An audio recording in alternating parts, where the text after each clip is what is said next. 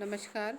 BA प्रथम वर्ष के प्रथम प्रश्न पत्र के टॉपिक संघात्मक शासन के बारे में हम बात करेंगे। संघात्मक शासन में उसका अर्थ और परिभाषा को जानने से पहले हम ये बात कर लेते हैं कि जिन राज्यों में संविधान के द्वारा ही केंद्रीय सरकार और प्रांतीय सरकारों के बीच शक्ति का विभाजन कर दिया जाता है और ऐसा प्रबंध कर दिया जाता है कि इन दोनों पक्षों में से कोई एक अकेला इस शक्ति विभाजन में परिवर्तन न कर सके, उसे ही संघात्मक शासन कहते हैं। तो इन दोनों पक्षों में से यानी एक अकेला भी, चाहे वो संघ हो चाहे वो राज्य हो, किसी भी प्रकार से सेपरेशन ऑफ पावर ना कर पाए तो वह राज्य संघात्मक राज्य कहलाता है, फेडरल गवर्नमेंट कहलाता है। अब इसके बारे में अलग अलग विचारकों के अलग विचार हैं। तो सबसे पहले हम इसकी परिभाषा पे आते हैं। यानी संघात्मक सरकार की अवधारणा संघ शब्द पर आधारित है। इसे अंग्रेजी भाषा के संघ शब्द के लिए फेडरलिज्म का प्रयोग किया जाता है। फेडरलिज्म जो है वो लैटिन भाषा के फ्यूडो से निकला है, जिसका अर्थ होता है समझौते के द्वारा निर्मित सरकार। यानी जो सरकारें समझौते के द्वारा निर्मित होती हैं वे सरकारें, उन सरकारों या उन देशों में संघात्मक शासन अपनाया जाता है। इस व्यवस्था के अंतर्गत अनेक इकाइयां कुछ सामान्य उद्देश्यों की पूर्ति के लिए एक केंद्रीय सरकार का गठन करते हैं और शेष विषयों में अपनी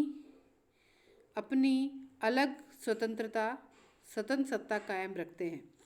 यानी केंद्रीय सरकार का गठन किया जाता है कुछ सामान्य उद्देश्यों के लिए, अनेक इकाइयों ने मिलकर एक केंद्र सरकार का गठन करते हैं। अगर भारत के संविधान की बात हम करें तो भारत के संविधान में जो पहला अनुच्छेद है उस अनुच्छेद में ही लिखा गया है यूनियन ऑफ गवर्नमेंट, यानी बहुत सारी छोटी छोटी यूनियंस यानी इकाइयों से मिलकर केंद्र सरकार का निर्माण होता है। तो यूनियन ऑफ गवर्नमेंट शब्द का उपयोग किया गया है।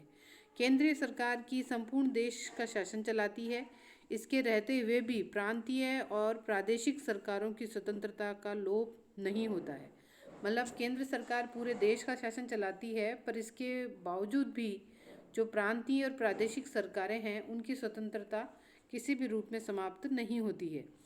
केंद्रीय और प्रांतीय सरकारों में शक्तियों का विभाजन संविधान रूपी समझौते के तहत ही होता है। यानी संविधान ही यह निर्धारित करता है कि राज्यों के बीच किस प्रकार से शक्तियों का विभाजन होगा, सेपरेशन ऑफ पावर होगा, ये डिसाइड करती है सेंट्रल गवर्नमेंट, यानी जो केंद्र की सरकार है वह। तो संघात्मक सरकार के लिए जो मुख्य चीज़ें आवश्यक हैं, सबसे पहली बात जो है वो समझौते की निर्मित सरकार है। समझौते के द्वारा इस सरकार का निर्माण किया जाता है और समझौतों में अनेक इकाइयां हैं, वो अपने कुछ सामान्य उद्देश्यों की पूर्ति के लिए केंद्र सरकार का गठन करती हैं और शेष विषय जो रह जाते हैं वो उनकी स्वतंत्रता पर छोड़ दिए जाते हैं कि वे राज्य जैसा चाहें उन विषयों पर अपना निर्णय ले सकते हैं। आगे हम आते हैं कि सरकारें दो प्रकार की हैं यहाँ पर, केंद्र सरकार और प्रांतीय सरकारें। तो केंद्रीय सरकार और प्रांतीय सरकारों में शक्तियों का विभाजन संविधान के माध्यम से किया जाता है। फिर हम इसके बाद आते हैं अगले पॉइंट पे। अगले पॉइंट के लिए हम अगली स्लाइड पे आते हैं। उसमें हम संविधान के बारे में जो परिभाषाएं संघात्मक सरकार की दी गई हैं उनके बारे में बात करेंगे। तो सबसे पहली जो परिभाषा है वो फाइनर की है।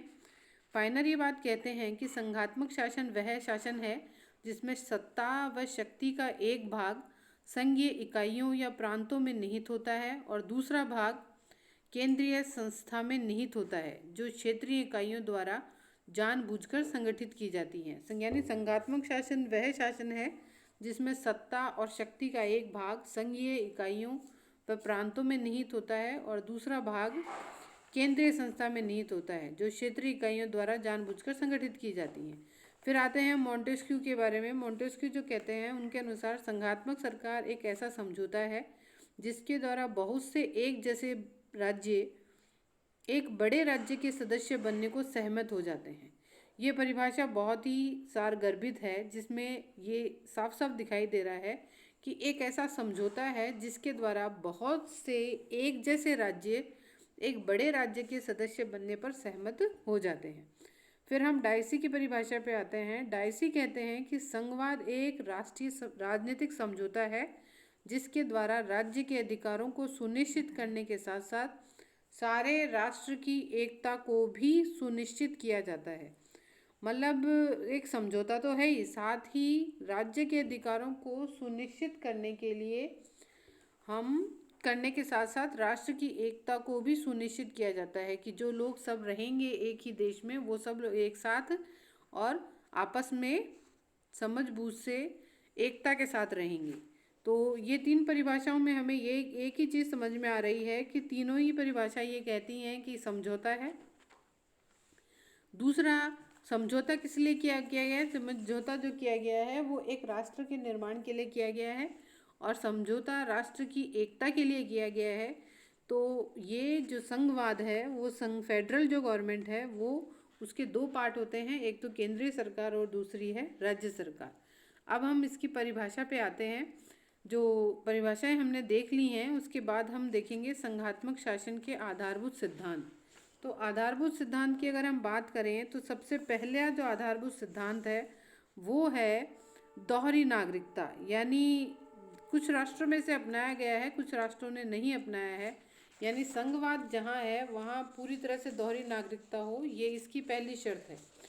तो संघ और राज्य के अंतर्गत साधारणतः दोहरी नागरिकता की व्यवस्था होती है। एक व्यक्ति केंद्रीय सरकार और प्रांतीय सरकार जिसमें वह रहता है दोनों का नागरिक होता है तथा इन दोनों के प्रति भक्ति रखता है, किंतु दोहरी नागरिकता संघ राज्यों का आवश्यक तत्व नहीं है।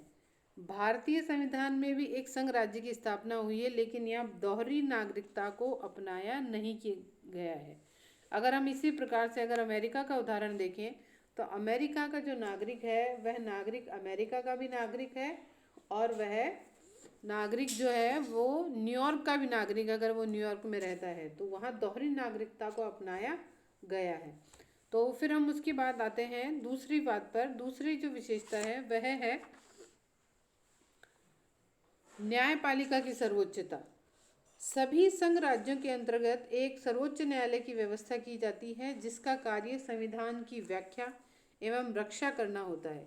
यह सर्वोच्च न्यायालय केंद्रीय सरकार और प्रांतीय सरकार या सरकार के किसी अंग द्वारा संविधान के प्रतिकूल किए गए कार्यों को असंवैधानिक घोषित कर सकता है।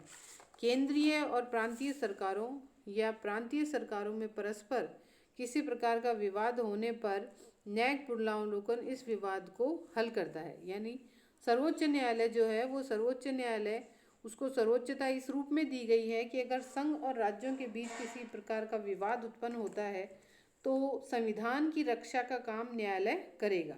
तो जो ऐसे कानून जो भी संविधान के प्रतिकूल हैं उन कानूनों को अवैध घोषित करने का काम भी सर्वोच्च न्यायालय ही करेगा। तो एक प्रकार से देखा जाए न्यायिक पुनरावलोकन के माध्यम से न्यायालय एक प्रकार से केंद्र और राज्य सरकारों दोनों के बीच संतुलन बनाने का कार्य करता है। फिर हम आते हैं संविधान की सर्वोच्चता।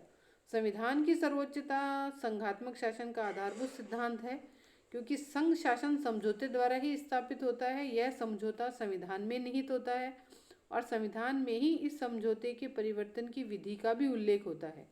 संघात्मक राज्य के अंतर्गत संविधान सर्वोच्च होता है और केंद्रीय सरकार, प्रांतीय सरकारें, सरकार के विभिन्न अंग संविधान के प्रतिकूल किसी भी प्रकार का कार्य नहीं कर सकते हैं। तो संविधान सर्वोच्च है। संविधान में जैसा भी लिखा गया है, जो भी लिखा गया है वो एक प्रकार से दोनों के लिए, चाहे वो केंद्रीय सरकार हो चाहे वह राज्य सरकार हो, दोनों के लिए ही माननीय है। फिर हम आते हैं अगली विशेषता पर, वो है शक्तियों का विभाजन। शक्तियों का जो विभाजन है वो संघीय सरकार के अंतर्गत संविधान द्वारा ही केंद्रीय सरकार और स्थानीय सरकारों के बीच शक्ति का विभाजन कर दिया जाता है। साधारणतः यह विभाजन इस आधार पर किया जाता है कि राष्ट्रीय महत्व के जो विषय हैं वो राष्ट्रीय महत्व के विषय अर्थात संघ की सभी इकाइयों से समान रूप से संबंधित विषय केंद्रीय सरकार को सुपुर्द किए गए हैं और स्थानीय महत्व के जो विषय हैं वो इकाइयों की सरकारों को सुपुर्द किए गए हैं, उन्हें दिए गए हैं कि इकाइयों की जो सरकार है वह स्थानीय महत्व के प्रश्नों पर कानून बनाएगी। फिर हम आते हैं प्रभुत्व शक्ति का दोहरा प्रयोग। प्रभुत्व शक्ति के दोहरे प्रयोग से यहाँ अभिप्राय ये है कि यद्यपि संप्रभुता का विभाजन नहीं हो सकता है और संघात्मक राज्य में भी संप्रभुता अविभाज्य होती है, किंतु एक संघ राज्य में संप्रभुता की अभिव्यक्ति केंद्रीय सरकार और स्थानीय सरकार इस प्रकार से दो साधनों द्वारा होती है। संघात्मक राज्य के अंतर्गत जो इकाइयां होती हैं वे अपनी सत्ता केंद्रीय सरकार से प्राप्त न होकर संविधान से प्राप्त होती है, और ये इकाइयां किसी प्रकार से केंद्रीय सरकार के अधीन न होकर केंद्रीय सरकार के समान ही वैधानिक महत्व रखती हैं। यानी ये कहना चाहते हैं कि जो प्रभुत्व शक्ति है उसका किस प्रकार से दोहरा प्रयोग होता है कि संघात्मक राज्य में भी संप्रभुता अविभाज्य होती है। मतलब आप ये मान सकते हैं कि एक संघ राज्य में जो केंद्रीय सरकार है वो भी प्रभुत्वता को दिखा रही है और स्थानीय सरकार है वो भी अपनी प्रभुत्वता रख रही है। मतलब संघात्मक राज्य के अंतर्गत जो इकाइयां होती हैं वे उन्हें अपनी सत्ता केंद्रीय सरकार से प्राप्त न होकर किससे प्राप्त हो रही है, संविधान से। और संविधान ही ये निर्धारित करता है कि केंद्रीय सत्ता और राज्य सत्ता में किस प्रकार से शक्तियों का विभाजन होगा। तो प्रभुत्व शक्ति का यहाँ दोहरा प्रयोग होता है। केंद्र सरकार केंद्र से संबंधित विषयों पर निर्णय लेती है, राज्य सरकारें राज्यों से संबंधित विषयों पर निर्णय लेती हैं। इस प्रकार प्रभुत्व शक्ति का दोहरा उपयोग होता है। इस प्रकार से आज हमने संघात्मक शासन का अर्थ, परिभाषाएं और उसके आधारभूत सिद्धांतों के बारे में पढ़ा। धन्यवाद।